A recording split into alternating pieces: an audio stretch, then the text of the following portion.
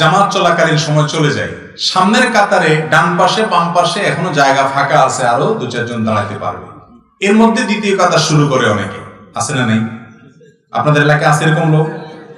যারা এই কাজটা করেন, অনেকে এটা এই জন্য করেন যে প্রথম কাতারের ওই কোণা পর্যন্ত যেতে যেতে ইমাম সাহেবকে আর ধরা যাবে না। ইমাম সাহেবকে যাতে রুকুর মধ্যে ধরা যায়, বিশেষ করে ইমাম রুকুতে গেলে এই তামাশা দেখা যায় বেশি, তাই না? যে ইমাম রুকুতে চলে গেছে, এখন যদি আমি যেতে যেতে ওই সামনের কাতারের ডান বা বাম কোণা পর্যন্ত যাই, ততক্ষণে ইমাম সাহেব বেচারা উঠে যেতে পারে, আমার রাকাতটা মিস হয়ে যাবে। এটা যাতে মিস না হয় জন্য দৌড় দিয়ে যায় দ্বিতীয় রাকাতে দ্বিতীয় কাতারে মাঝখানে বা কোনো এক জায়গায় দাঁড়ায় যায়। আছে না নাই? খুব খারাপ একটা অভ্যাস, খারাপ একটা রোগ। নবী করিম সাল্লাল্লাহু আলাইহি ওয়াসাল্লাম বলেছেন, যখন জামাত শুরু হয় তখন তোমরা দৌড় দিবে না।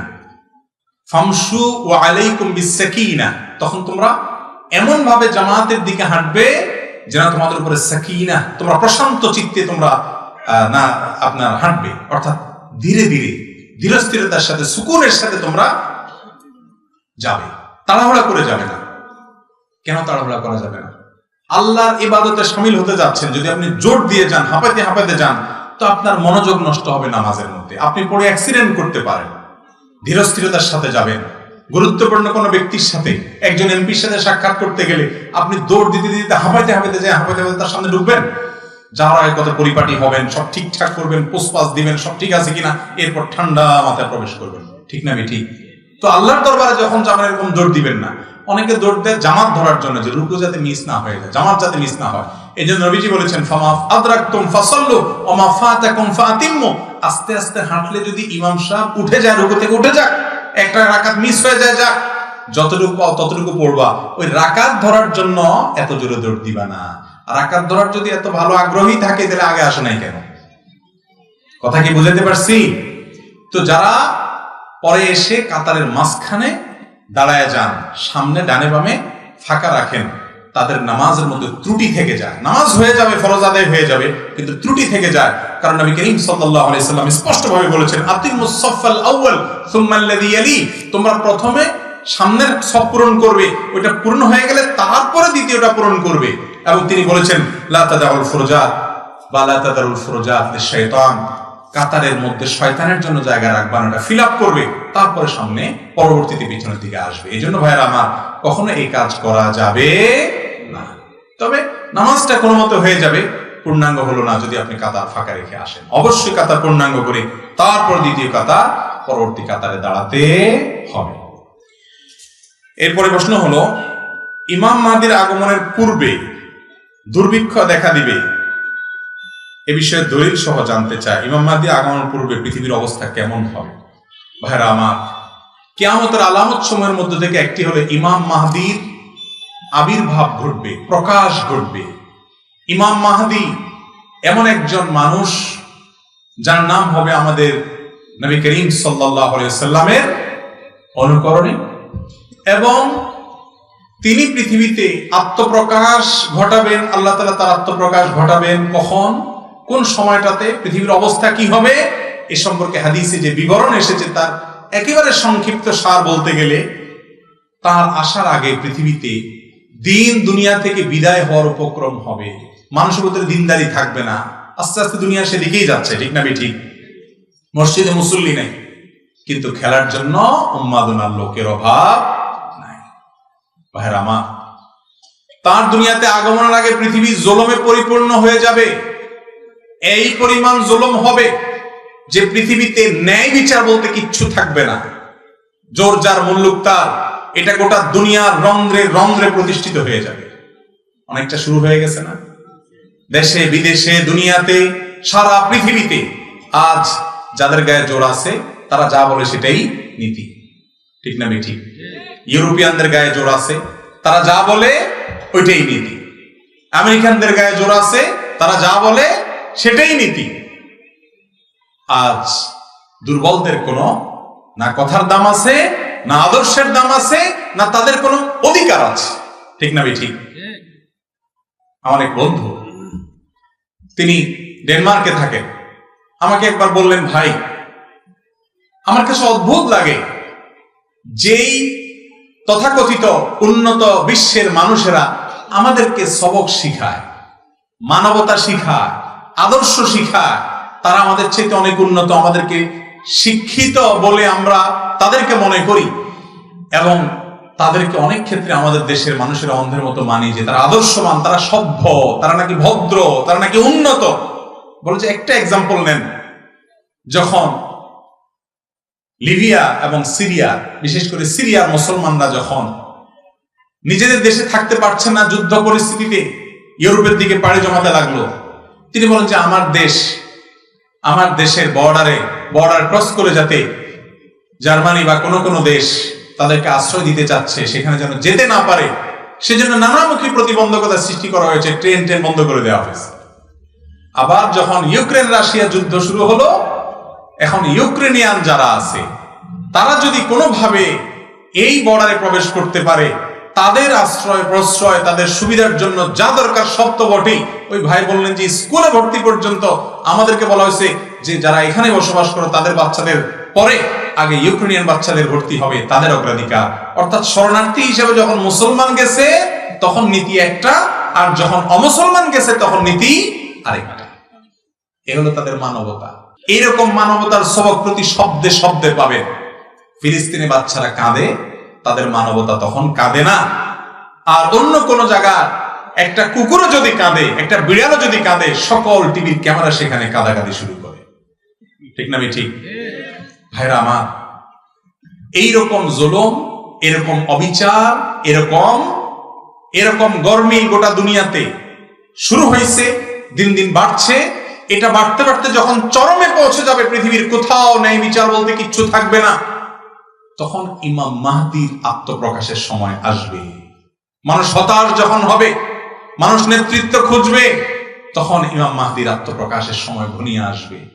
আল্লাহ রাব্বুল আলামিন তার আত্মপ্রকাশের আগে দাজ্জাল পাঠাবে। দাজ্জালের অত্যাচার অবিচার চলবে, তার ফিতনা চলবে, যে ফিতনায় পতিত হয়ে অনেকেই দাজ্জালকে আল্লাহ মনে করে ঈমান হারা হবে। অনেক জাঁকজমকপূর্ণ দুনিয়া হবে এবং অনেক চমক সে দেখাবে। আজ পৃথিবীতে বহু চমক দেখে আমাদের অনেক মুসলমানের সন্তান বেঈমান হচ্ছে কি হচ্ছে না? বিজ্ঞানের চমক দেখে, এই চমক দেখে, সেই চমক দেখে আল্লাহর বিরুদ্ধে দাঁড়ায় যায়, আল্লাহর ব্যাপারে সংশয় সৃষ্টি হয়ে যায়। নবী করিম সাল্লাল্লাহু আলাইহি ওয়াসাল্লাম ভবিষ্যৎবাণী করেছেন এগুলো হবে। তো এরকম পরিস্থিতি হবে ভাইরা আমার।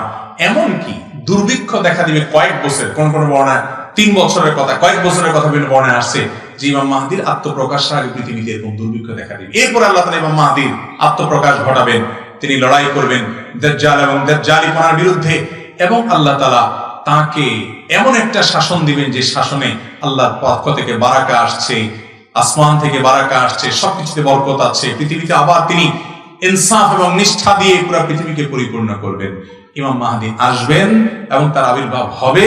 বিভিন্ন হাদিস থেকে এটি সন্দেহাতীত ভাবে এটি প্রমাণিত। অতএব আল্লাহ তাআলা আমাদের সকলকে ইমাম মাহদী আসা পর্যন্ত যদি আমরা বেঁচে থাকি, তার কাতারে শামিল হওয়ার তৌফিক দান করুন। অভিভাবক মেয়েকে দিয়ে ডিভোর্স দিলে পুনরায় ওই স্বামীর সাথে সংসার করতে পারবো কিনা তার দলিল সহ জানতে চাই। কোন অভিভাবক যদি তার মেয়েকে জোরপূর্বক তালাক নেওয়ায়, অনেক সংসার আছে এরকম, আছে না নাই, যে বাপমা জোর করে মেয়েরে বলে তুই এর ঘর করতে পারবি না, এখন তালাক নিয়ে চলে আয়। কোন ক্ষেত্রে যৌক্তিক হতে পারে, কিন্তু অনেক সময় অযৌক্তিক ভাবে বাপমা নিজের বুদ্ধি বিবেকের কারণে হয়তো অন্য কোনো দিকে টান আছে বা চুলোর থেকে নুন খসছে, দেখা দেখি নাই বদমেজাজ, তারা মেয়েকে নিয়ে আসে। তো যদি জোরপূর্বক তালাক নেওয়ায় মেয়েকে দিয়ে, দেখতে হবে তালাকটা শরীয়ত সম্মতভাবে কার্যকর হয়েছে কিনা, কিভাবে মেয়ে তালাক প্রয়োগ করেছে, তালাকে অর্পিত তালাক যেটা কাবিন নামাতে 18 নম্বর কলামে লেখা আছে সেটা প্রয়োগ হয়েছে কিনা, এটা বিদগ্ধ আলেম মুফতিকে দিয়ে ওই কাগজ অ্যানালাইসিস করাইতে হবে, দেখতে হবে যে এটা হয়েছে কিনা। যদি হয়, শর্তগুলো পাওয়া যায়, তাহলে তালাক হতে পারে, আবার নাও হতে পারে। এটা এক কথায় বলা যাবে না। এই জন্য তালাকের মাসআলা এই ধরনের সংক্ষিপ্ত প্রশ্নোত্তরের সেশনে দিবেন না। তালাকের কোনো ঘটনা ঘটলে কোনো ভালো মুফতির কাছে, ভালো কোনো ফতোয়া বোর্ডের কাছে, ভালো কোনো আলেমের কাছে গিয়ে বিস্তারিত বলে ওই তালাকনামার কাগজে কি লেখা ছিল, কাবিননামা কি লেখা ছিল, সেটা পাওয়া গেছে কিনা, শর্ত হয়েছে কিনা, সব ঠিকঠাক হয়েছে কিনা, তালাক হয়েছে কিনা, তারপরে নিশ্চিত হবেন। এরকম আমরা আলাদা করে বলতে পারবো না। তবে হ্যাঁ, যদি যথাযথ নিয়মে অর্পিত তালাক বা তালাকের তাফবিজ ওই মেয়ে নিজের প্রতি নিজে গ্রহণ করে, তাহলে ডিভোর্স হতে পারে। ওই অভিভাবক ফুসলাইছে কিনা, বুঝাইছে কিনা সেটা দেখার বিষয় না। বিষয় হলো যে তালাকটা সঠিক পদ্ধতিতে প্রয়োগ হয়েছে কি হয়নি। যদি হয়ে থাকে তাহলে ঠিকই তালাক হয়েছে, আর না হলে হয় নাই।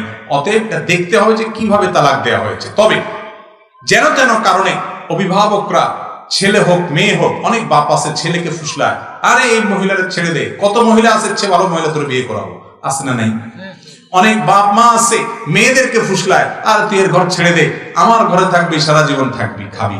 হ্যাঁ, যদি যৌক্তিক কারণে হয় সেটা তো ভিন্ন কথা, কিন্তু বেশিরভাগ ক্ষেত্রে দেখা যায় বাবা মা নিজেদের জেদ, ক্ষোভ এগুলা মিটাইতে গিয়া ব্যয় ব্যয়নের সাথে গন্ডগোল হয়েছে, মেয়েকে নিয়ে আসছে আর দিবে না, আছে না নাই? খুব জঘন্য এবং খারাপ কথা। আল্লাহর জমিনে স্বামী স্ত্রীর সম্পর্ক ভেঙে যাওয়ার মতো এরকম কাজ, অপ্রিয় কাজ আল্লাহর কাছে আরেকটা নেই জায়েজ কাজের মধ্যে। এই জন্য ভাইরা, তালাক যাতে কম হয় চেষ্টা করবেন যে কোনো ভাবে মিউচুয়াল করার জন্য। আমি প্রায় বলার চেষ্টা করি, দাম্পত্য জীবনে একটা সংসার যখন নতুন করে জোড়া লাগে, একটা ছেলে একটা মেয়ে নতুন সংসারে যায়, নানান গরমিল শুরু হয়। যদি বেশি বেলাইন হয় তাদেরকে সোজা করার চেষ্টা করেন বিভিন্ন ভাবে। কখনো সোজা হবে বলে মনে হয় না, ভবিষ্যৎ অন্ধকার, তাহলে তালাকের চিন্তা করেন আলেমদের সাথে পরামর্শ করে। কিন্তু যেন তেন কারণে তালাকের কথা বলিয়েন না ভাই। টুনটান একটু হয়, এরপর আস্তে আস্তে এগুলো ঠিক হয়ে যায়। ছেলে মেয়ে হলে, সংসার ভারী হলে ধীরে ধীরে ঠিক হয়ে যায়। ধৈর্য ধারণ করতে হবে। ইমানদার কখনো বেসবর হবে না। এই জন্য যেন তেন কারণে ছেলে মেয়েকে দিয়ে তালাক দেওয়াবেন না। এরপরে প্রশ্ন হলো, ফজর ও মাগরিবের পর ঘুমালে কি কি ক্ষতি হয়?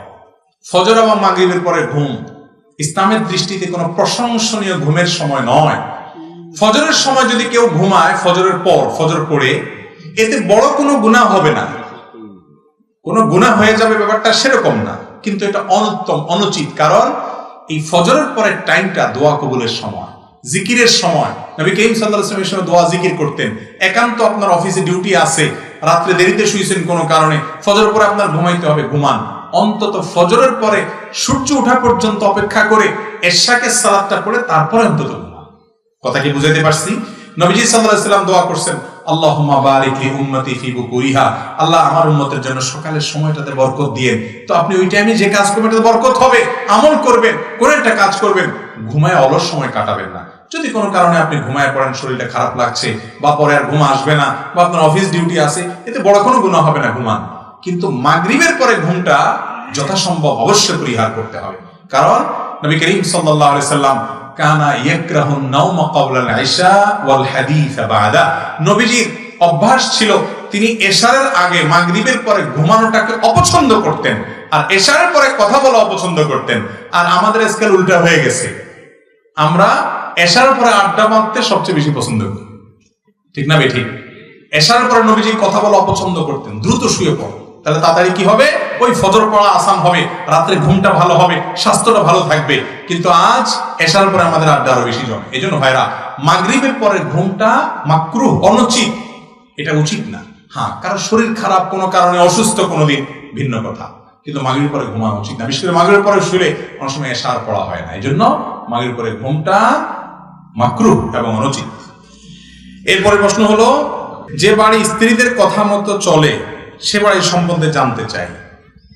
গ্রাম অঞ্চলে ভাই অনেক ঘরে ঘরে এই প্রশ্ন, যে মহিলার কথা মতো সংসার চলে, এই সংসারে কোনো কল্যাণ হবে না। আপনারা শুনছেন এসব কথা, যে কোন পুরুষ মহিলার কথা শুনে তো দেখা যায় আশেপাশে সব লোক ফিস ফিস করে, ফিস ফিস করে, যে ওর অভ্যাস খারাপ, বউর কথা শুনে। তো বউর কথা শোনা কি ভালো না খারাপ? আপনারা কি বলেন? বউর কথা শোনা কি ভালো না খারাপ? অর্ধেক অর্ধেক হয়ে গেছে। যারা মনে করেন বউর কথা শোনা খারাপ, তারা হাত তোলেন। এবার ভয় পেয়েছে সব, প্রজেক্টর আছে, বউরা দেখে ফেলবে, মহিলারা আছে প্যান্ডেলে, ভালো সব বউ ভক্ত স্বামী, মাশাআল্লাহ। ভাইরা আমার, বউ যদি ভালো কথা বলে সেটা শোনা ভালো, খারাপ কথা শুনলে সেটা শোনা কি খারাপ। অনেক আছে যে স্বামী বউর কথা শুনলে তারে আর সমাজের লোক দেখতে পারে না, বাপ মা দেখতে পারে না, ভাই বোন দেখতে পারে না, আশপাশে কেউ দেখতে পারে না, মানে ওর অভ্যাস খারাপ, শুধু বউর কথা শুনে। সমস্যা কি বউর কথা শুনলে? বউ যদি ভালো কথা বলে সেটা শুনলে কোনো অসুবিধা, হ্যাঁ, বউ যদি কুবুদ্ধি দেয় সেটা শোনা যাবে। অনেক পুরুষ আছে, বউ যদি বলে ডাইনে যাও, সে যাবে বামে, বউ যদি বলে দাঁড়াও, সে বলে না তুই দাঁড়াতে বলছিস কেন, তাহলে বসেই যাবে। এরকম কিছু রোগ আছে না? আবার কিছু পুরুষ আছে বউয়ের কথা এত উঠবস করে যে বউ যা বলবে তা। এখন আস্ত রাত বউ যদি বলে দিন, বলবো হ দিন। এরকম কিছু অতিরিক্ত বউভক্ত লোক আছে না নাই? এগুলা মেরুদণ্ডহীন। বউ কেন? পৃথিবীর সব মানুষের বেলা একই কথা প্রযোজ্য। ভালো কথা বললে শুনতে অসুবিধা নেই, খারাপ কথা বউ কেন বাপমা বললেও শোনা যাবে। বউ যদি আপনারে বলে তোমার ভাইটাকে এত টাকা পয়সা দাও কেন, এত সেবা যত্ন কেন করো, তোমার ছেলে মেয়ে কি করবে, সে কিচ্ছু করবে না, নিজের সরকার তেল দাও, বউ যদি এটা ফুসলায়, শুনবেন না? শুনবেন না? শুনবেন না? শুনবেন না? শুনবেন না? সব চালাক মানুষ মাশাআল্লাহ। শুনবেন না। কেন শুনবেন না? কারণ নবীজি সাল্লাল্লাহু আলাইহি ওয়াসাল্লাম বলেছেন, মান সাল্লাহু আন ইউবসাতা লাহু ফি রিজকিহি আও ইউনসা লাহু ফি আথরিহি ফালইয়াসিল রাহিমা। যে ব্যক্তি চায় আল্লাহ তাআলা তার রিজিক বাড়ায় দেয়, তার হায়াত বাড়ায় দেয়, তার জীবনে বরকত দিয়ে দেয়, এটা যে চায় সেই জন্য রক্ত সম্পর্কীয় মানুষগুলোর সাথে সম্পর্ক বাড়ায়। তাহলে পুরুষ হোক আর মহিলা হোক, যে তার বাবার সাথে, মায়ের সাথে, ভাইয়ের সাথে, বোনের সাথে, ভাতিজার সাথে, রক্ত সম্পর্কীয় আত্মীয় যারা, কাছের ব্লাডের সম্পর্ক যাদের সাথে আছে, এদের সাথে যার যত সম্পর্ক হয়, হাসি খুশি থাকে, সম্পর্ক থাকে, মিল মহব্বত থাকে, যোগাযোগ থাকে, উপকার করে, পাশে দাঁড়ানোর চেষ্টা করে, কিছু না পারলেও হাসি মুখে তার পাশে থাকে, এই লোকগুলোর জীবনে, তার হায়াতে, তার রুজিতে, সবকিছুতে আল্লাহ তাআলা বরকত নাযিল করে। তাহলে বউ যদি বলে যে না, বোনের বাড়িতে এত যাওয়া যাবে না, ভাইকে এত কিছু দেওয়া যাবে না, এত মা মা করা যাবে না, বাপের কথা এত উদ্ঘোষ করা যাবে না, তাহলে বউয়ের ওই কথা শোনা যাবে। বলতে হবে, বউ তোমার ভালোবাসি ঠিক আছে, কিন্তু আমার রাসূল যা বলছেন তুমি তার উল্টাটা বলছো, অতএব সরি, মানতে পারলাম না। পারবেন? যদি মাইর খাওয়া লাগে খাবেন, তারপরেও পারতে হবে। চেষ্টা করবেন না ইনশাআল্লাহ? আর আমাদের বোনরা এখানে প্যান্ডেলে অনেক মহিলা আছেন, আমি তাদেরকে বলতেছি, আপনারাও শুনেন। আপনার স্বামী যদি আপনার দেবরের সাথে, আপনার শালিক, আপনার ননদের সাথে, আপনার শ্বশুর শাশুড়ির সাথে সম্পর্ক ভালো হয়, লাভ আপনার। কেমনে লাভ আপনার? স্বামীর জীবনে বরকত হলে লাভ বউর না? স্বামীর রুজিতে বরকত হলে লাভ বউয়ের না? তো যারা ব্যাককল বউ, এরা স্বামীকে ভাই বোন থেকে, মা বাপ থেকে দূরে সরায়, ঠিক না বেঠিক? তো বউদের সেই কথা শোনা যাবে। কিন্তু বউ যদি বলে যে ওই লোকটার সাথে চলিও না, লোকটা খারাপ মানুষ, ওই জায়গায় যাইও না, ওই জায়গাটা ভালো জায়গা না, যদি সত্যি সেটা খারাপ হয়, তাহলে বউয়ের সেই কথা অবশ্যই মানতে হবে। ভাইরা আমার, অতএব মহিলার কথা শুনলেই খারাপ, আবার না শুনলেই ভালো, এমন কোনো কথা, বিশেষ করে গ্রাম বাংলায় একটা কথা প্রচলিত আছে, বউর কথা শুনলে বলো যে এই ছেলেটা খুব খারাপ, শুধু বউর কথা শুনে, মেয়ে লোকের কথা শুনে। তো মেয়ে লোকের কথা শোনার ভিতরে কোনো ক্ষতি নাই, যদি কথাটা কি হয়, ভালো হয়। অনেকে আজান দেওয়ার আগে কোরআন তেলাওয়াত, গজল এসব করে থাকে, এটা কি সঠিক? আজান একটা ইবাদত। আজান একটা কি ইবাদত?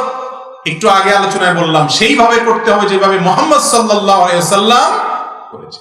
অতএব তার আজানের আগে কোনো গজল, তেলাওয়াত এরকম আলাদা কিছু ছিল? আপনি মাইক টেস্টিং করতে পারেন, ঠিক আছে, মাইক ঠিকঠাক আছে কিনা, হ্যাঁ হ্যাঁ করতে পারেন, কিন্তু আপনি অনেক জায়গা দেখবেন আজানের আগে অনেকক্ষণ ধরে এটা পড়ে, সেটা পড়ে, দুরুদ পড়ে।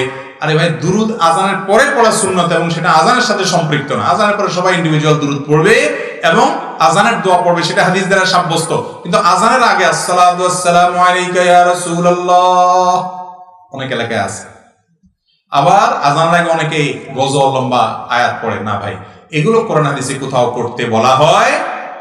আমাদেরকে আল্লাহ বলেছেন, মা আতাকুমুর রাসূলু ফাখুযু। রাসূল সাল্লাল্লাহু আলাইহি ওয়াসাল্লাম তোমাদেরকে যেটা দিয়েছেন সেটাকে ধরো। আপনি একজন মুসলমান হিসেবে খুঁজবেন যে রাসূল সাল্লাল্লাহু আলাইহি ওয়াসাল্লাম আজানের আগে এরকম কিছু করতে বলেছেন কিনা, বলেন নাই, তো আমরা কেন করব? মাইক টেস্টিং করতে পারি, সেটা তো ভিন্ন বিষয়। ইবাদত হিসাবে করতে হলে অবশ্যই সেটা থাকতে হবে কোথায়? নবী করিম সাল্লাল্লাহু আলাইহি ওয়াসাল্লামের হাদিসে অথবা আল্লাহর কালামে। বিদায় এটা করা যাবে না যদি কেউ ইবাদত হিসাবে করে। হ্যাঁ, মাঝে মধ্যে একটু গলা পরিষ্কার করার জন্য করলো, হ্যাঁ, একটু মাইক টেস্টিং এর জন্য করলো, সেটা ভিন্ন বিষয়। প্রচলিত মিলাদ পড়া যাবে কিনা, মিলাদ পড়ার সুন্নাহ পদ্ধতি কি? ভাইরা আমার, মিলাদের মধ্যে মূলত দুরুদ পাঠ করা হয়। মিলাদের মধ্যে মূলত কি পাঠ করা হয়? দুরুদ পাঠ করা হয়। মিলাদের মধ্যে মূল যে জিনিসটা আছে সেটা ভালো, সেটা হলো দুরুদ পাঠ। দুরুদ পাঠটা ভালো না খারাপ? কিরকম ভালো জানেন? নবী করিম সাল্লাল্লাহু আলাইহি ওয়াসাল্লাম বলেছেন, মান সাল্লা আলাইয়া মাররাতান সাল্লাল্লাহু আলাইহি আশারা, যে ব্যক্তি আমার প্রতি একবার দুরূদ পাঠ করবে আল্লাহ তাআলা তার প্রতি 10 বার রহমত নাযিল করবে। সুবহানাল্লাহ। এজন্য ভাইরা আমার, দুরূদ যে যত বেশি পড়তে পারে তার জীবনে তত কল্যাণ হবে। যত পারেন, নামাজে শুধু নামাজের বাইরেও পড়েন। সাল্লাল্লাহু আলাইহি ওয়াসাল্লাম সবচেয়ে সংক্ষিপ্ত দুরূদ, আল্লাহুম্মা সাল্লি আলা মুহাম্মাদ ওয়া আলা আলি মুহাম্মাদ, দুরূদ ইব্রাহিম যেটা নামাজে পড়েন, এটা সবচেয়ে শ্রেষ্ঠ এবং উত্তম দুরূদ নবীজি শিক্ষা দিয়েছেন। নামাজেও পড়বেন, নামাজের বাইরেও পড়বেন এই দুরূদ ইব্রাহিম এবং অন্য যত দুরূদ আছে বেশি বেশি পড়বেন। দুরূদ পাঠের জন্য সবচেয়ে শ্রেষ্ঠ টাইম হলো বৃহস্পতিবার সন্ধ্যা থেকে নিয়ে শুক্রবার সন্ধ্যা পর্যন্ত 24 ঘন্টা সবচেয়ে শ্রেষ্ঠ সময়। আর এছাড়া সবসময় পড়বেন। দুরূদ পড়া ভালো জিনিস, কিন্তু মিলাদের নামে যেটা হয় আমাদের দেশে সেটা হলো দুরূদ পাঠের জন্য সবাইকে ডেকে কিছু মানুষ একত্র হয়, একজনের সাথে তালে তালে সুর মিলিয়ে সবাই পড়ে, এরপরে সেখানে আগরবাতি ইত্যাদি জ্বালায়া কিছু হাদিয়া তোফা খাওয়ান দাওয়ান বিতরণ করে এরপরে দোয়া দুরূদ পড়ে সবাই চলে যায়। এটার নাম হলো মিলাদ।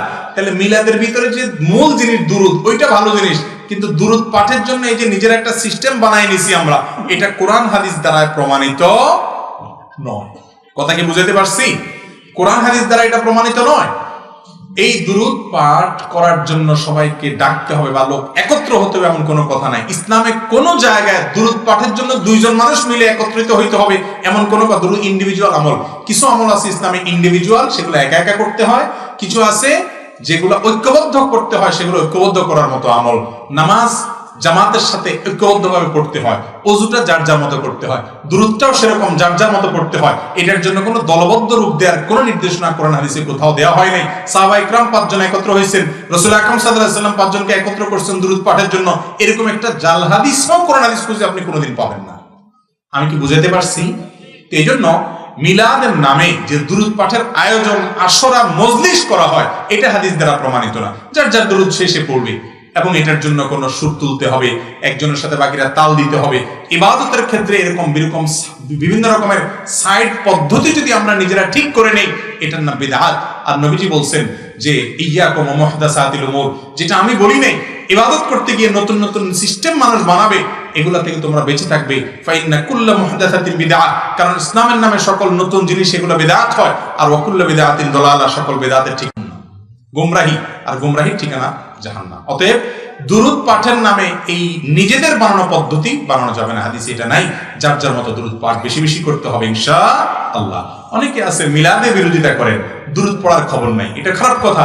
দুরূদ আপনাকে বেশি বেশি করে পাঠ পড়তে হবে। আপনি মিলাদ পড়বেন না, কিন্তু কি পড়বেন? দুরূদ পড়বেন। মনে থাকবে তো ইনশাআল্লাহ? এরপরে প্রশ্ন হলো, জানাজা নামাজের পর সম্মিলিত মুনাজাতের বিধান কি? জানাজা পুরাটাই হলো দোয়া। সালাতুল জানাজা পুরাটা কি রে ভাই? আমরা সালাতুল জানাজাতে আল্লাহর প্রশংসা করি, এরপর নবীর প্রতি দ্বিতীয় তাকবীর পড়ে দুরূদ পড়ি, তৃতীয় তাকবীর পড়ে মুর্দার জন্য কি করেন? দোয়া পড়েন না? আল্লাহুম্মা গফির লিহাইয়িনা ওয়া মাইয়িতিনা, আল্লাহ আমাদের জীবিতদেরকে মৃতদেরকে maaf করেন। আল্লাহুম্মা গফির লাহু ওয়ারহামহু ওয়াআফিহি ওয়াফু আনহু, আল্লাহ এই ব্যক্তিকে maaf করেন যার জানাজা পড়তেছেন, তার জন্য দোয়া না এগুলা?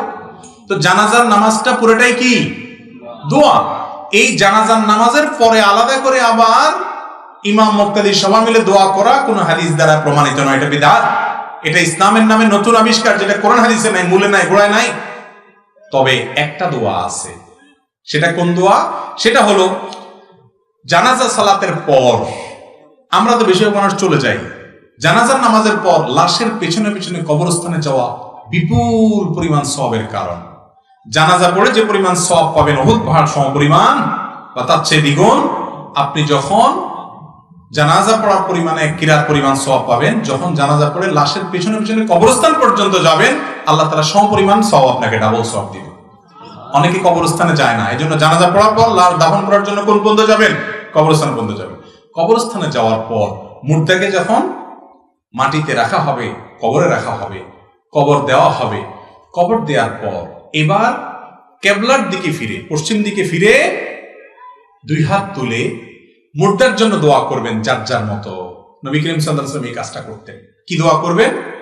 কারণ নবী করিম সাল্লাল্লাহু আলাইহি ওয়াসাল্লাম একবার দাফন দেওয়ার পর সাহাবীদেরকে বললেন, ইস্তাগফিরু লিআখিকুম ওয়াসালু লাহু সুবাত, তোমরা তোমাদের ভাই যাকে কবরে রাখছো তার জন্য আল্লাহর কাছে মাফ চাও, মাফ চাও, আল্লাহ তুমি তাকে মাফ করে দাও। ওয়াসালু লাহু তাসবিত, এবং তার জন্য দোয়া করো আল্লাহ দুনিয়াতে সে যে ইমানদার ছিল এখন যে মুনকার নাকির প্রশ্ন করবে কবরে, আপনি তাকে সে প্রশ্নের সঠিক উত্তর দেওয়ার, ইমানের উপর অটল থাকার তৌফিক দিয়েন, এ দোয়া করো। এই জন্য এ দোয়া করা সুন্নাত, কিবলার দিকে ফিরে যে আল্লাহ তাকে মাফ করে দেন, তাকে ইমানের উপর অটল অবিচল রাখেন, সহি উত্তর সঠিকগুলো জবাব দেওয়ার চেষ্টা যেন করতে পারে সেই তৌফিক দান করেন। এই দোয়া করবেন দাফন করার পর কিবলার দিকে ফিরে যার যার মতো, এটা সুন্নাহ দ্বারা সাবেত। কিন্তু জানাজার নামাজের পরে আবার হাত তুলে আলাদা করে দোয়া করা সুন্নাহ দ্বারা সাবেত না, সেটা বিদআত। কথা কি বুঝাতে পারছি? এরপরে প্রশ্ন হলো পায়ে স্বর্ণের নূপুর পরা জায়েজ কিনা। পায়ের স্বর্ণের নূপুর পরা জায়েজ কিনা। স্বর্ণের নূপুর বা রূপার নূপুর মেয়েরা পায়ে পড়তে পারে, বিশেষ করে নিজের স্বামীকে নিজের সৌন্দর্য প্রদর্শনের জন্য পড়তে পারে। বাহিরে গেলে যদি এটা প্রদর্শিত হয় অন্যের সামনে এবং পর্দার বরখেলাফ হওয়ার মতো কিছু হয়, তো সেটা সর্বাবস্থা না জায়েজ। মৌলিকভাবে মেয়েদের জন্য এটা নিষিদ্ধ কোনো কিছু নয়, অলঙ্কার হিসেবে পড়তে পারে। এরপরে প্রশ্ন হলো টয়লেটে মেয়েদের মাথার চুল ফেললে গুনাহ হবে কিনা। টয়লেটে মেয়েদের কেন, ছেলেরাও যদি নিজেদের চুল ফেলে, বিশেষ করে কমোডে, আপনার প্যানে, যেখানে ফেললে নাপাকের মধ্যে মানুষের চুল মিশবে, তো সেটা অনুচিত, অনুত্তম এবং ছোট গুনাহের কারণ আল্লাহ কোরআনে বলেছেন ওয়ালাকাদ কাররামনা বানি আদম, আমি আদম সন্তানকে সম্মান দিয়েছি, মর্যাদা দিয়েছি। আদম সন্তানের শরীরের প্রত্যেকটি অঙ্গ আল্লাহর কাছে মর্যাদাপূর্ণ। এজন্য মানুষের শরীরের কোনো অপমান, মানব দেহের কোনো অপমান, মানুষকে অপমান, এমনকি মানুষের চুল নখ, এটা অপমানিত হয়, নোংরামি হয় এগুলোর সাথে, এরকম কোনো কাজ করা ইসলামের দৃষ্টিতে প্রশংসনীয় কাজ না। আপনার চুল নখ অতিরিক্ত থাকলে সেগুলাকে হয় কোনো মাটির নিচে দাপন করবেন, আর না হলে কোনো মাটিতে ফেলবেন, যাতে করে সেটা ময়লা, নোংরা, পায়খানা, মলমূত্রের সাথে মিশে গিয়ে না যায়। হ্যাঁ, আপনার অজান্তে গোসলের সময় এক দুটা চুল চলে গেছে, কত কিছু ঝরে গেছে, হয়তো কোনো পশম ঝরে গেছে, সেটা তো আপনার নিয়ন্ত্রণে নাই, ওইটার জন্য পেরেশানি নাই। কিন্তু ইচ্ছাকৃতভাবে চুল কেটে নোংরা বা ময়লা জায়গা ফেলবেন না, নখ কেটে ময়লা জায়গা ফেলবেন না। এটা আপনার শরীর যেটা আল্লাহ তাআলা দিয়েছেন, হোক সেটা আপনার অবাঞ্ছিত বা পড়ে যাওয়া, কিন্তু এটাকে অসম্মান হয় এমন কাজ করবেন না। যদি কেউ করে এতে বড় বা কাবিরা কোনো গুনাহ হবে না, কিন্তু এটা অনুচিত এবং মাকরুহ। এরপর প্রশ্ন হলো মুর্দাকে কবরে কিভাবে রাখা সুন্নত। এক একজন এক এক কথা বলেন, গুরুত্বপূর্ণ একটা প্রশ্ন। মুর্দাকে কবরে কিভাবে রাখবেন? আল্লাহর সঙ্গে সাক্ষাতের, আখিরাতের যাত্রা, একটা মানুষ দুনিয়া থেকে চলে যাবে, তাকে ওই রাখার সময়ও আমরা অনেকে সুন্নাহ পদ্ধতিতে রাখতে পারি না। দোয়া ঠিকই পড়ি, বিসমিল্লাহি ওয়া আলা মিল্লাতি রাসূলিল্লাহ, বিসমিল্লাহি ওয়া আলা সুন্নাতি রাসূলিল্লাহ, অর্থাৎ আল্লাহর নাম এবং রাসূলের সুন্নাত অনুযায়ী নিয়ম অনুযায়ী রাখলাম। আসল নিয়ম হচ্ছে উল্টা। কয়েকটা পদ্ধতি আছে ভাই, 3টা পদ্ধতি আছে। এর ভিতরে একটা আছে একেবারে পরিষ্কার ভুল, আর 2টা আছে সঠিক। এর মধ্যে একটা হলো সর্বোত্তম এবং সুন্নাত। সেটা কোনটা? সেটা হলো কবর খনন করার পর, গর্ত করে খনন করলে মুর্দার জন্য মাপ অনুযায়ী পশ্চিম পাশের যে কবরের আপনার অংশটা মাটি, ওইটা নিচ দিয়ে একটা সুড়ঙ্গ করবেন। সুড়ঙ্গ, এই সুড়ঙ্গটাকে সুন্দর করে এমন ভাবে করবেন যে সুড়ঙ্গের ভিতরে গোটা লাশটা ঢুকাই দেওয়া যায়। কথা কি বুঝাতে পারছি? কবরের পশ্চিম পাশের যে মাটির অংশটা, এইটার নিচ দিয়ে একদম সুন্দর করে সুড়ঙ্গা করে লাশটাকে পুরো সুড়ঙ্গের ভিতরে দিয়ে দিবেন। সুড়ঙ্গের ভিতরে লাশটা দিয়ে এরপরে বাঁশ, অন্যান্য চাটা ইত্যাদি দিয়ে মাটি দিবেন। এটা হলো সুন্নাহ সম্মত। কথা কি বুঝাতে পারছি? সবচেয়ে উত্তম এটাই করবেন। এটা যদি করা না যায়, বৃষ্টির কারণে মাটি ভেঙে পড়বে, সুড়ঙ্গ করা যাচ্ছে না, করলেই ভেঙে পড়ে, কোনোভাবে টিকে না, এরকম যদি হয়, তাহলে সেক্ষেত্রে কবরের মাঝখানে একটু গভীর করে আরেকটা গর্ত করবেন। সেই গর্তের ভিতরে লাশ রাখবেন। রাখার পর যাতে করে গর্তের ভিতরে পুরো লাশটা প্যাকের মতো হয়ে যায়, তার উপরে এবার বাঁশ দিয়ে, আপনার ছাউনি দিয়ে, তার উপরে চাটা দিয়ে আপনি দাফন করতে পারেন। এটাও করা যায়, কিন্তু ওইটা হলো উত্তম। 3 নম্বর আরেকটা পদ্ধতি হলো, অনেকে দেখবেন কবরের এমনি পশ্চিম পাশে একটু ঠেলে ধুয়ে বা পূব দিকে একটু ঠেলে ধুয়ে আপনার ওইটার সাথে কোন রকম লাশে একটু কাজ করে ধুয়ে বা চিৎ করে ধুয়ে ওইটার উপরে বাঁশ দিয়ে দাফন করে দেয়। এটা হলো সুন্নতের খেলাফ। অনেক জায়গায় এরকম দায় সারা কবর দেয়। অতএব একটা মানুষকে কবর দিবেন, আল্লাহর সাথে সাক্ষাতের শেষ যাত্রায় সে চলে যাবে, ওই টাইমেও সুন্নাত অনুসরণ করবেন না, এটা ভুল কথা। খেয়াল করা উচিত এগুলো আমাদের। এরপর প্রশ্ন হলো বাবা মারা যাওয়ার পর বোনের হক বুঝিয়ে দেওয়া ইসলামের দিক থেকে কতটা জরুরি? ইসলামের দৃষ্টিকোণ থেকে বাবা মৃত্যুর পর বোনের হক বুঝিয়ে দেওয়া আবশ্যক, অত্যন্ত অতীব জরুরি একটি বিষয়। এটা ফরজ। ফরজ 5 ওয়াক্ত নামাজ পড়া যেরকম ফরজ, রোজা রাখা যেরকম ফরজ, হজ করা যেরকম ফরজ, যাকাত দেওয়া যেরকম ফরজ, বাবা মারা গেছেন, মা মারা গেছেন, বাবা বা মায়ের যে সম্পত্তি আছে ভাই হিসেবে বোন যারা আছেন, কোরআন হাদিসের বর্ণনা অনুযায়ী তাদের যতটুকু হক আছে জেনে জেনে তাদেরকে এটা বুঝাই দেওয়াটা ওই রকম ফরজ। এটা কোনো দান না, এটা কোনো দক্ষিণা না, এটা কোনো আপনার অনুদান না, এটা কোনো বন্ধুর প্রতি অনুগ্রহ না যে দয়া করে তাদেরকে বাবার সম্পত্তি দিলাম। জি না, এটা আপনাদের উপরে আল্লাহর পক্ষ থেকে দেওয়া কর্তব্য। আল্লাহ কোরআনে বলেছেন ফরিদাতুম মিনাল্লাহ, এটা আল্লাহর পক্ষ থেকে নির্ধারণ, আল্লাহর ফরজ, এটার বরখেলাপ করা যাবে না। ম্যাক্সিমাম মানুষ আমাদের দেশে ওয়াজ শুনে, মাহফিলে আসে, জুমা পড়ে, পাঁচ ওয়াক্ত পড়ে, মাথায় টুপি রাখে, দাড়ি দেয়, হয়তো ইসলামও প্র্যাকটিস করে অনেক দিক থেকে মাশাআল্লাহ, কিন্তু বাবা মারা যাওয়ার পর বাবার সম্পদে যে বোনদের অধিকার আছে সেটা ঠিক মতো দেয় না। আছে না নাই? বলেছে আমরা তো বাপ মারে খাওন দিছি, বোনরা তো আর দেয় নাই। খাওন দেওয়া তোমার উপরে ফরজ, তুমি বাপ মার ঘরে জন্ম নিয়েছ, সেটার জন্য তুমি যদি জমি কাটা রাখো তাহলে তুমি ছেলে হইলা কেন? তাহলে তো আরেকজনও দিতে পারে এরকম, ঠিক না বেটি? মেয়েদের উপরে তারা পরে সংসার করতে গেছে, তাদের আর্থিক সমতা নাই, যদি না থাকে তাদের উপরে কর্তব্য না, তোমার উপরে ফরজ, তুমি ফরজ আদায় করছো, আল্লাহর কাছে সওয়াব পাবা, সেজন্য বাবার সম্পদ সব রেখে দিবা, বোনকে দিবা না, এটা গুনাহ হবে। বেশিরভাগ ভাইরা এই কাম করেন, বোনদের হক দেন না। শুনে রাখেন ভালো করে, এই ফরজ তরক করে গুনার জন্য কিয়ামতের ময়দানে দাঁড়াইতে হবে। দুনিয়াতে বোনরা কিছু বলবে না, হাসি মুখে থাকবে, বলবে ভাই অসুবিধা নাই, আখিরাতে ঠিকই ধরবে, কেউ কাউকে সেদিন ছাড়বে না। আল্লাহর ভয় থাকলে, কিয়ামতে দাঁড়ানোর ভয় থাকলে অবশ্যই বোনদের হক দিয়ে দেন। বোনদের হক দিলে সম্পদ কমবে না, আল্লাহ বরকত দিবে ইনশাআল্লাহ। কোন পুরুষ মানুষ যদি দ্বিতীয় বিয়ে করে মারা যায়, দ্বিতীয় স্ত্রীর গর্ভে যদি কোনো ছেলে সন্তান না থাকে, প্রথম স্ত্রীর গর্ভে যদি ছেলে সন্তান থাকে, ওই ছেলেদের কি ছোট মার ভরণ পোষণ দেওয়া আবশ্যক? দরকারি প্রশ্ন এবং একটু ক্রিটিক্যাল প্রশ্ন। একজনের দুই স্ত্রী, প্রথম স্ত্রীর গর্ভে সন্তান আল্লাহ তাআলা দিছেন, দ্বিতীয় স্ত্রীর গর্ভে সন্তান দেন নাই, তিনি নিঃসন্তান।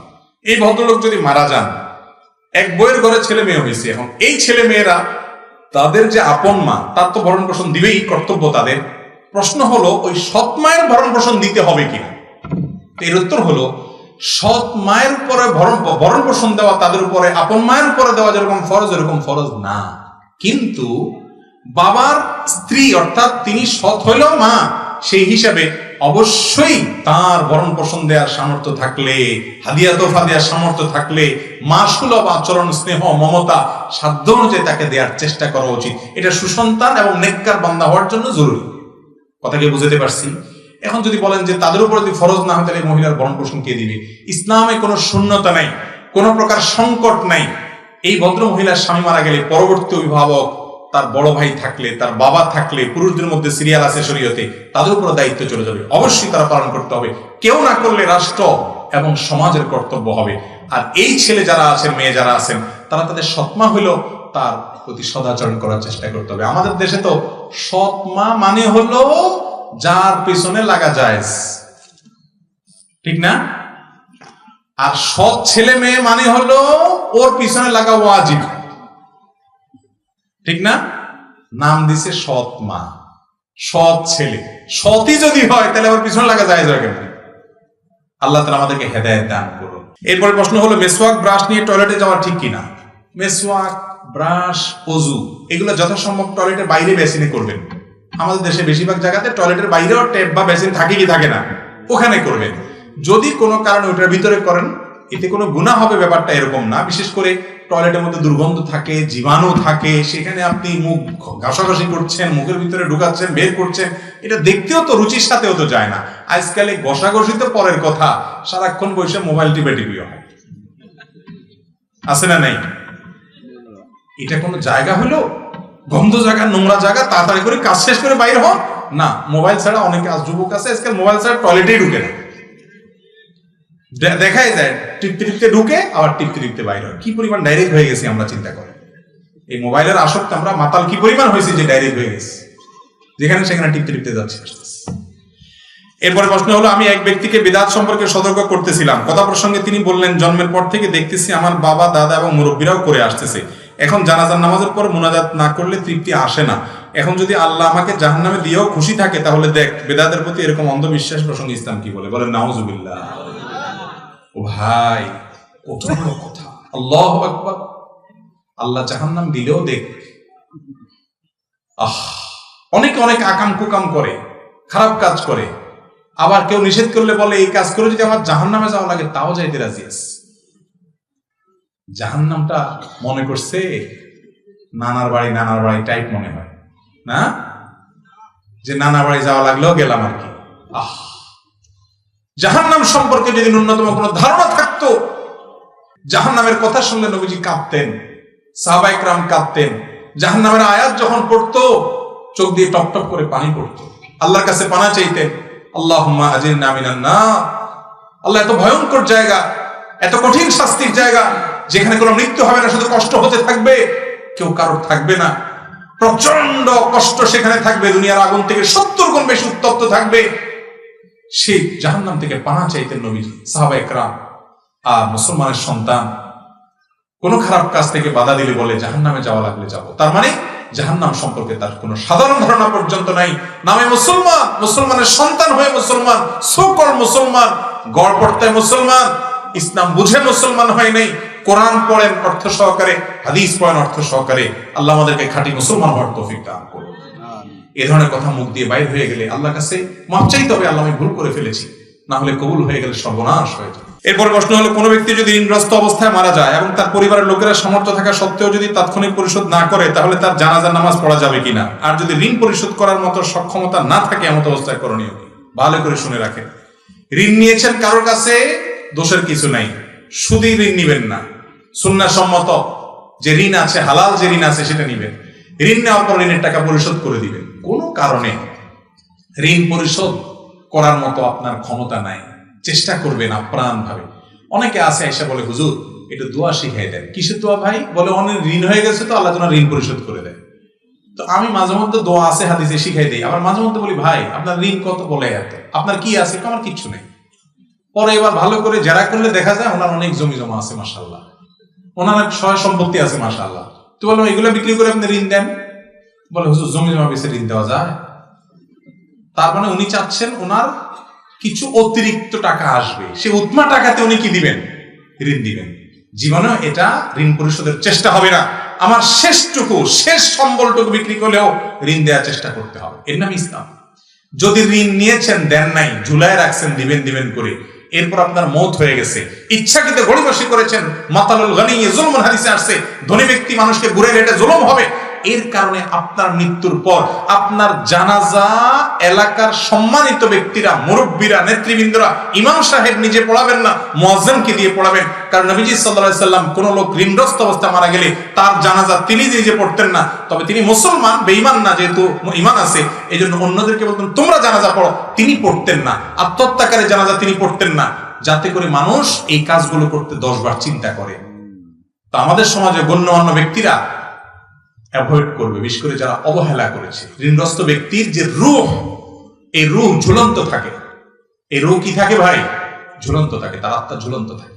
এই জন্য ঋণ দেওয়ার চেষ্টা করবে। হ্যাঁ, কেউ ঋণগ্রস্ত ছিল, চেষ্টা করছে, তার কোনো ত্রুটি ছিল না, বেচারা আসলেই কিছু নাই, সেটা ভিন্ন কথা। আল্লাহ তাআলা অবশ্যই তার মাফের ব্যবস্থা করবে এবং তার জন্য সবাই দোয়া করতে হবে। ওয়ারিসরা যদি গড়িমসি করে, এটা তাদের ত্রুটি। আর কেউ ঋণ নিয়েছেন, ওয়ারিসরা গড়িমসি করতে পারে, জানেন, বা পারুক বা না পারুক, করুক বা না করুক, আপনার দায়িত্ব হলো ওসিয়ত করে যাও, বাবারে আমার মৃত্যু হয়ে গেলে অমুক অমুক আমার থেকে টাকা পাবে, আমার সম্পদ বেশি দিবা।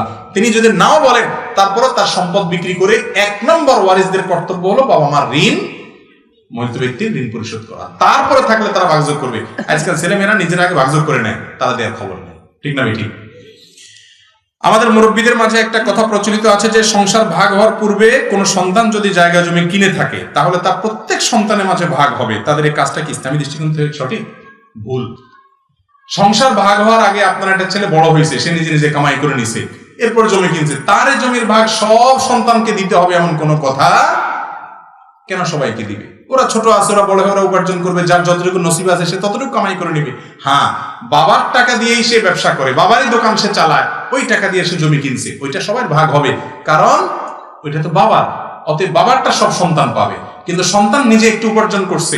অনেক সন্তান আছে বাবার টাকা বিদেশ গেছে, তার কর্তব্য হলো বিদেশ যাওয়ার পরে বাপ জমি বিক্রি করে পাঠাইছে, ওই টাকাগুলো পাঠায়া বাবার জমি কিনে দিবে বা ওই টাকা পরিশোধ করে দিবে। এরপরে যে উপার্জন করবে সেটা দিয়ে ভাই বোনের খেদমত করবে, বাপ মার খেদমত করবে, পাশাপাশি নিজের জন্য জমি রাখবে। ওই জমিতে ভাই বোন ভাগ বসাইতে পারবে।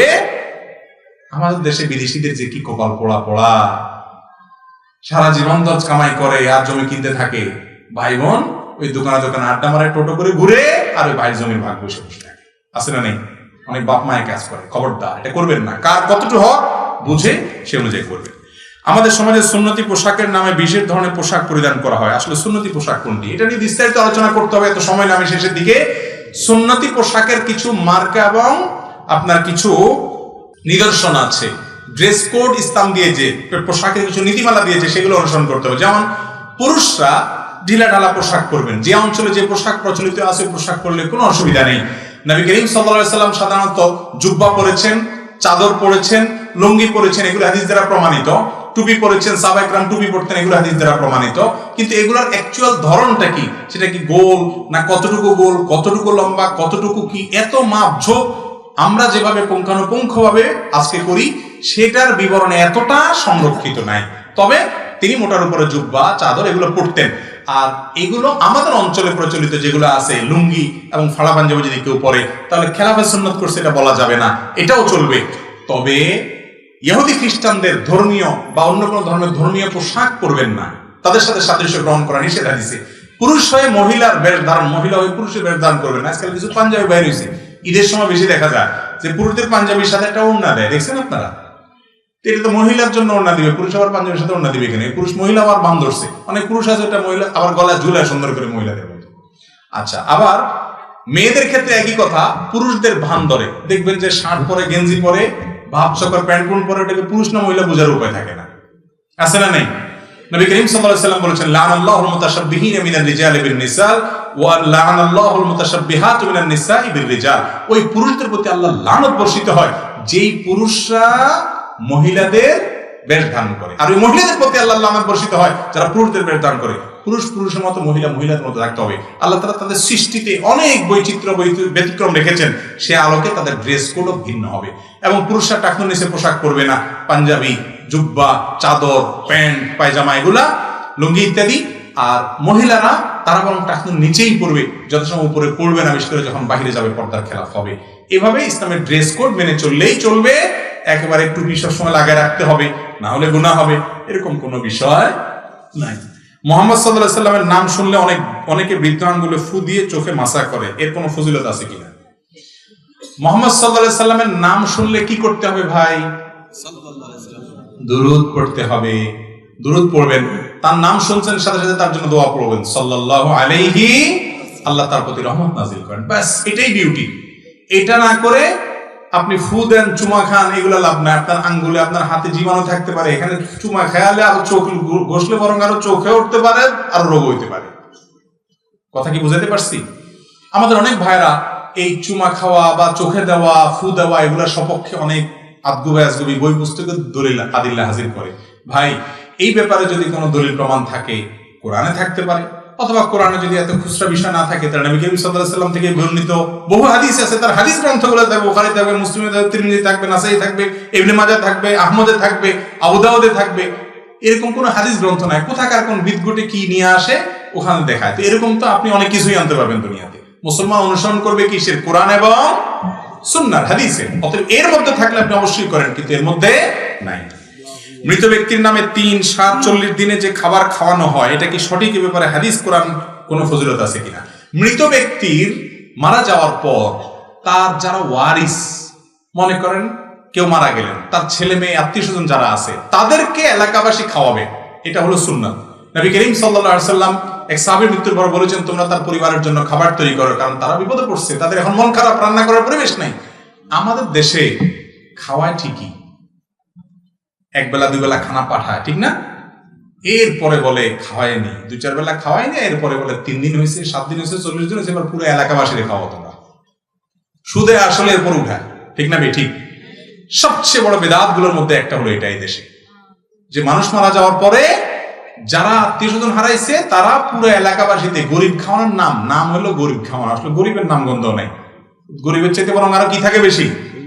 ধনী থাকে বেশি। গরিবের বলে তারা দূরে থাক, আগে চেয়ারম্যান সব খেয়ে যায়, ঠিক না ভাই? ঠিক। ভাইরা আমার, কোন মানুষের মৃত্যুর পর যারা প্রিয়জনকে হারাইছে তাদেরকে এলাকাবাসী খাওয়াবেন যত পারেন, কিন্তু তাদের কাছ থেকে কোনো খাওয়া দাবি করবেন। অনেকে না খাওয়াইলে এলাকাবাসী মন খারাপ করে বলে, কি ছেলে মেয়ে রেখে গেল রে, একটু কারোর হাতও দোয়াইলো না। আছে না এগুলা? কত বড় লজ্জার কথা। আপনার হাত ধোয়াইতে হবে কেন? আপনি হাত ধোয়ার জন্য পানি পান না? আসলে খাওন চায়। এটা কেমন কথা ভাই? আমি আমার বাবাকে হারাই এমনি মনে বেদনায় আছি, আবার গরু জবাই করে খাওয়াবো? আরে খাওয়াই তো মানুষ ফুর্তির চোটে। আমি কি খুশি যে আমার বাপ মারা গেছে? এগুলা মূর্খতা, অজ্ঞানতা। এগুলোর বিরুদ্ধে সংগ্রাম করতে হবে, এগুলোর বিরুদ্ধে আমাদেরকে রুখে দাঁড়াতে হবে। এগুলা কোনো সুন্নাহ নয়। তাহলে কি করতে হবে?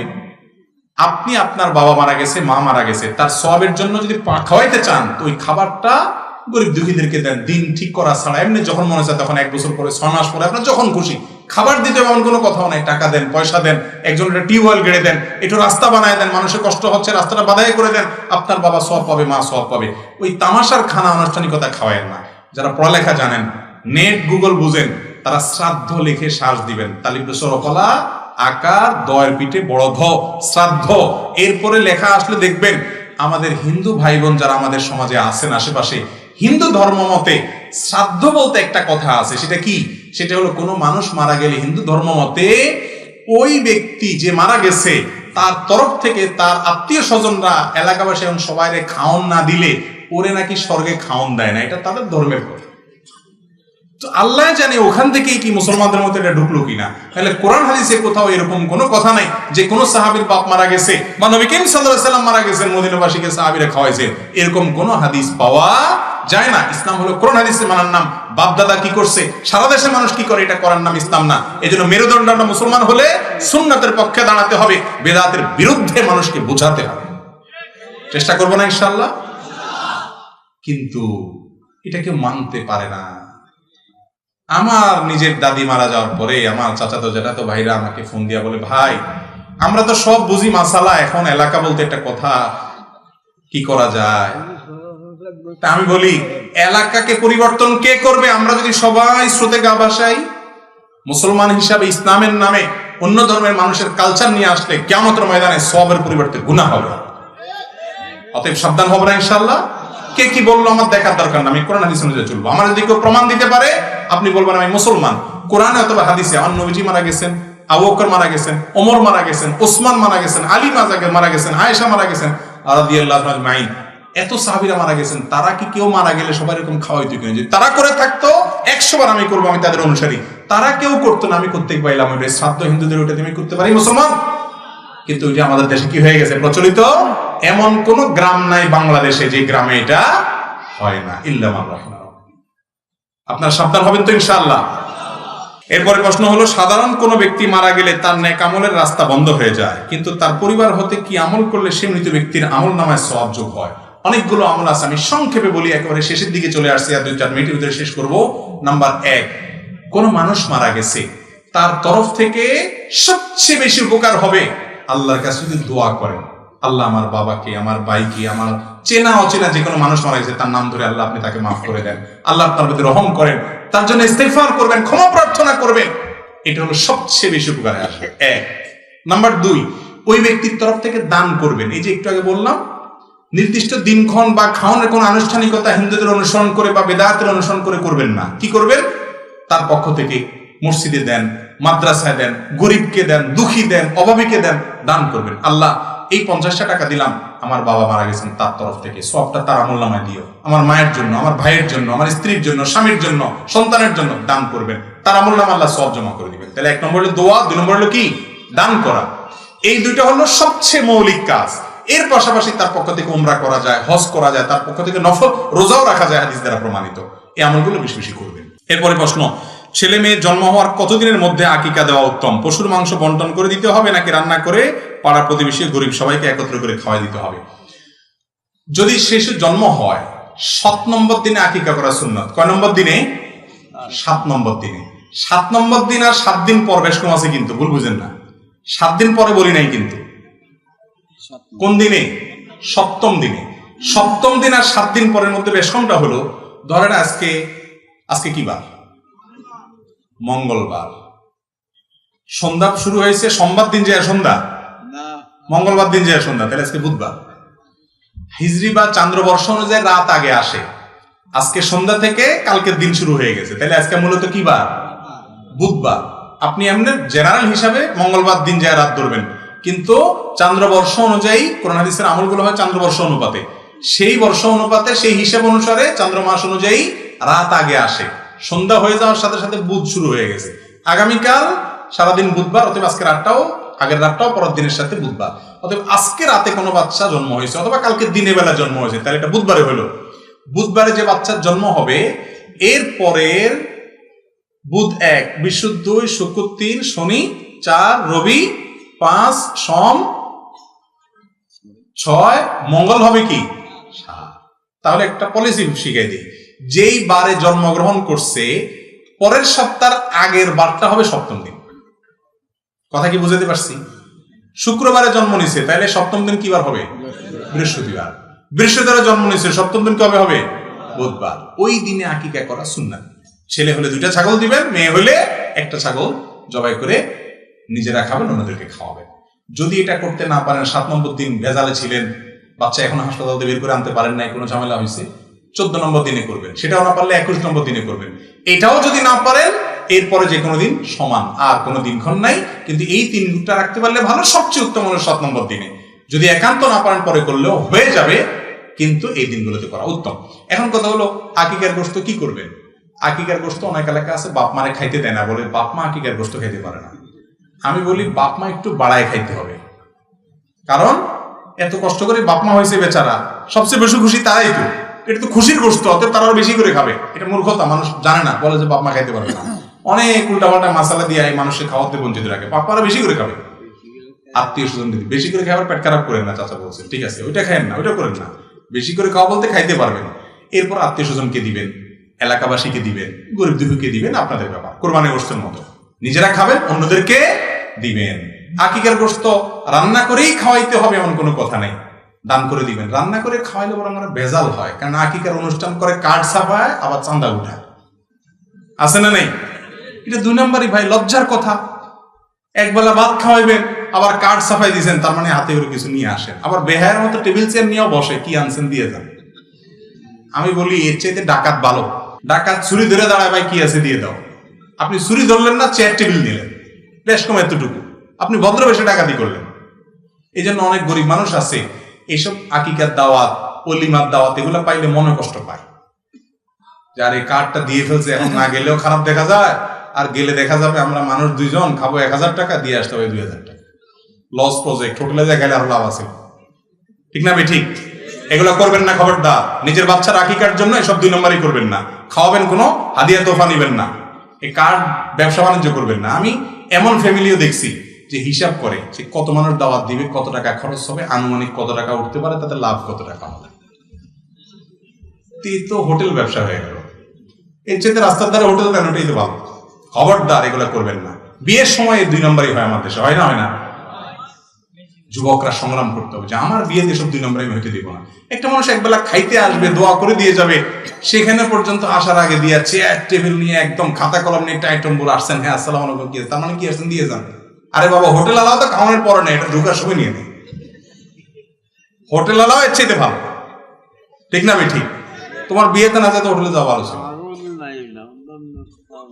আপনাদের এলাকায় নাই এটা? আল্লাহ তাআলা আমাদেরকে বুঝার তৌফিক দান। পারফিউম সেন্ট ব্যবহার করা জায়েজ আছে কিনা, হালাল কিনা? দেখেন, পারফিউম বা সেন্ট এটা ব্যবহার করা জায়েজ আছে কিনা, অনেক উলামা কেরাম এটা নিষেধ করেন, অনেক উলামা কেরাম অনুমোদন দেন, জায়েজ বলেন। যারা জায়েজ বলেন তাদের মতটাই অধিকতর যুক্তিযুক্ত এবং দলিল সমৃদ্ধ আমার কাছে মনে হয়। পারফিউমের মধ্যে অ্যালকোহল আছে। অ্যালকোহল সাধারণত যেটা মানুষ পান করে মাদক হিসাবে, সেটা হারাম, এবং সেটার পাকনাপাক খাওয়া নিয়ে আমাদের মধ্যে আকওয়াল আছে, নানা মত আছে। তবে এই পারফিউমে যেই অ্যালকোহল দেয়, এটা এক প্রকার কেমিক্যাল, এটা খাবারের অ্যালকোহল না, মাদক না, মাদকের অ্যালকোহল না, এটা এক প্রকার কেমিক্যাল। এই কেমিক্যালের অ্যালকোহল আর অ্যালকোহল এক না, এটা হলো প্রথম কথা। দ্বিতীয় কথা হলো এটা কোনো হারাম উপাদান দ্বারা তৈরি, বিধায় এটা মূলগতভাবে হারাম এরকম কোনো প্রমাণ নাই। তৃতীয় কথা হলো এটা স্প্রে করার পর বাষ্প হয়ে অ্যালকোহলটা চলে যায়। এই নানা কারণে এটা ব্যবহার করলে হারাম হবে, নাজায়েজ হবে, গুনাহ হবে আমি মনে করি না, যদি অনেক নিষেধ করেন। আপনি সতর্কতা মূলক মত হিসাবে ওলামাদের মত পার্থক্যের মধ্যে আপনার সন্দেহ পড়েন, অথবা ওই দলটা বেশি সমৃদ্ধ মনে হয়, আপনি তাহলে নামাজের আগ মুহূর্তে করেন না, যাতে করে বাষ্প শুরু হয়ে তারপরে যে আপনি করেন, আর আতর ব্যবহার করেন। তবে আজকাল অনেক সেন্ট ব্যবহার হয়েছে, ওগুলোতে আবার লেখা থাকে অ্যালকোহল মুক্ত, ব্যবহার করলে তার কোনো ঝামেলাই থাকে না, কোনো মত পার্থক্যই থাকে না, তবে ব্যবহার মৌলিকভাবে করাটা জায়েজ মনে করি। মেয়েদের যখন পিরিয়ড চলে তখন তারা নাপাক থাকে, নাপাক থাকাকালীন তাদের নামাজ হয় না। এখন প্রশ্ন হলো, আল্লাহর দরজা তো বান্দার জন্য সব সময় খোলা, পিরিয়ড হলে সে আল্লাহকে কোন উপায়ে ডাকবে? চমৎকার একটা প্রশ্ন। আল্লাহর দরজা তো বান্দার জন্য সব সময় খোলা, তাই না? এখন একজন মহিলা মাসিক হয়ে গেছে, সে নামাজ পড়তে পারে না, তাহলে আল্লাহর দরজা তার জন্য বন্ধ হয়ে গেল? উত্তর হলো না, তার জন্য আল্লাহর দরজা কি হয় নাই?